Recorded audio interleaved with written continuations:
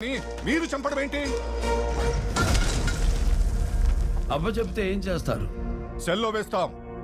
మీరు సెల్లో వేస్తారు, మేము హెల్లో వేశాం. ధరణిని తరుణిని అత్యాచారం చేసిన వాడికి నో రైట్ టు లివ్. వదలం, వధిస్తాం, వెంటాడి వధిస్తాం.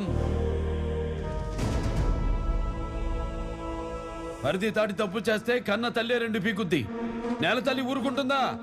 రెండు పేక మంది పీకాం.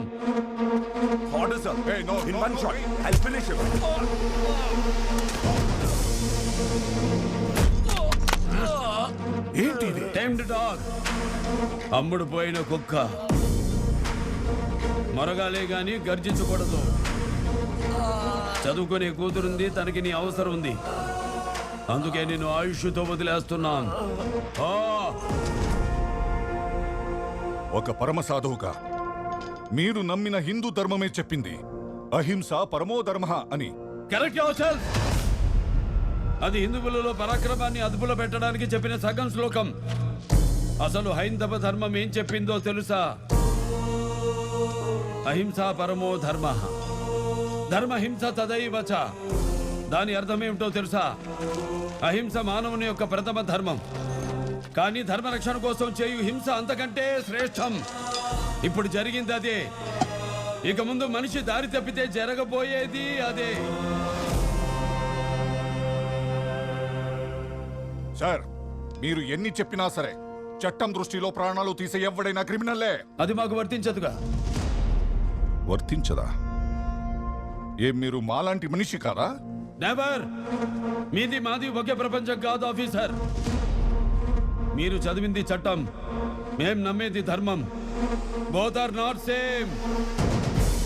మీరు ఆ దేవుడి కోసం వెతుకుతారు, మేము ఆ దేవుడితోనే కలిసి బతుకుతాం. Both are not same. మీకు కుటుంబమే ప్రపంచం, మాకు ప్రపంచమే కుటుంబం. Both are not same.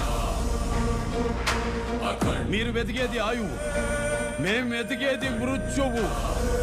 Both are not same. ఇంత ఐస్ మొక్కని 6 నిమిషం అరచేతిలో పెట్టుకోలేని మీరెక్కడా? అనుదినం అనంత హిమగిరుల్ని ఎదురెళ్ళి ఢీకొట్టే మేమెక్కడా? Both are not same. మీకు సమస్య వస్తే దండం పెడతారు, మేము ఆ సమస్యకే పిండం పెడతాం. Just like this. Both are not same. మనిషి మనుగడ కోసం మేము స్మరించేది మంత్రం, ఆ మనుగడికే ప్రమాదం వస్తే మేము చేసేది యుద్ధం. దారుణమైన యుద్ధం.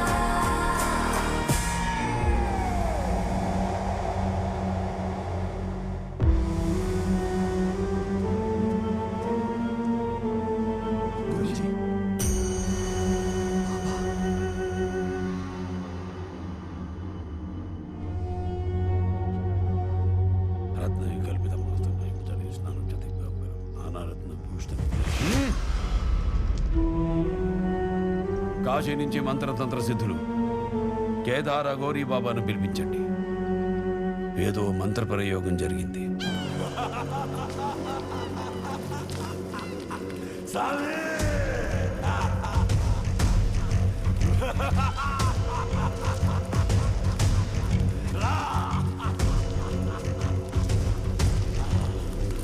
ఆడి బలమేంటో వెతుకుతుంటే ఆడి బలహీనత తెలిసింది సామి. చావు దెబ్బ కొట్టా. ఇప్పటిదాకా వాడు కొడితే మనం చావాలా? ఇప్పుడు మనం కొడితే వాడు చావాలా? దింపు, నీ బలం ఏ మూలనున్నా దింపు. ఇదే చిట్ట చివరి అవకాశం. దింపు.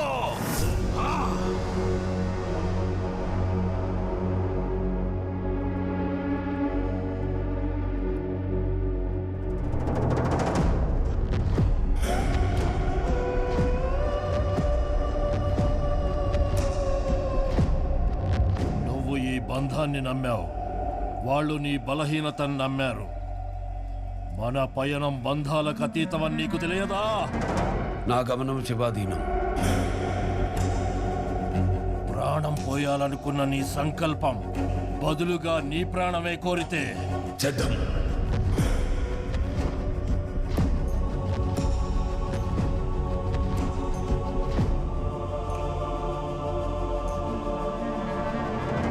హోమానికి సిద్ధం చెయ్యండి. అఖండ, ఈ విశ్వంలో అసాధ్యాలను సైతం సుసాధ్యం చేయగలిగిన మాత్ర శక్తి, నవగ్రహ శక్తి సమూహాన్ని, సమస్త నక్షత్ర మండలాల్ని సైతం శాసించే బలం ఒక్క యజ్ఞానికే సాధ్యం.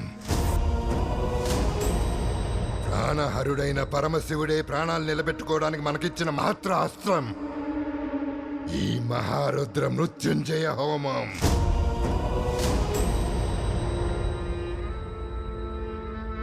బ్రహ్మరాతను సైతం మార్చగలిగే ఆ ప్రాణదాత, సకల చరాచర లయకారకుడు, ఆ పరమేశ్వరుడికి మన మొరను చెప్పుకునే ఏకైక మార్గం. కానీ ఫలితం ఆ పరమేశ్వరుడిదే. రుద్రా, ఈ యజ్ఞం ముగిసే వరకు నువ్వు శివ పంచాక్షరి మంత్రానికి బద్ధుడివి, యాగ రక్షకుడివి. సంకల్పం నీది, సిద్ధి ఆ శివుడిది. ఆరంభించు.